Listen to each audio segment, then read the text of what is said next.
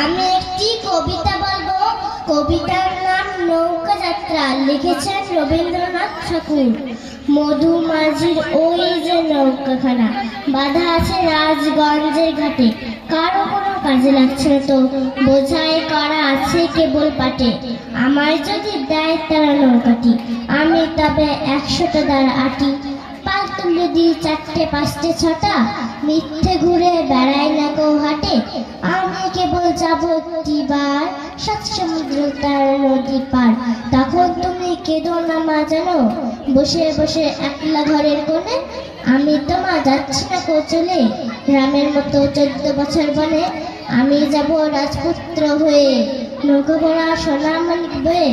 আশুকে আর শানকে নেব সাথে, আমরা শুধু যাব মা 3 জনে। আমি কেবল যাব একটিবার সাত সমুদ্র তার নদী পার। ভোরের বেলা দেব নৌকা ছেড়ে, দেখতে দেখতে কোথায় যাব ভেসে। দুপুর বেলা তুমি পুকুর ঘাটে, আমরা তখন নতুন যাদার দেশে। পেরিয়ে যাব তিরপন্নির ঘাট, পেরিয়ে যাব তেপান্তরের মাঠ। ফিরে আসতে সন্ধে হয়ে যাবে, গল্প বলবো তোমার কোলে এসে। আমি কেবল যাব একটিবার সাত সমুদ্র তার নদী পার। নমস্কার।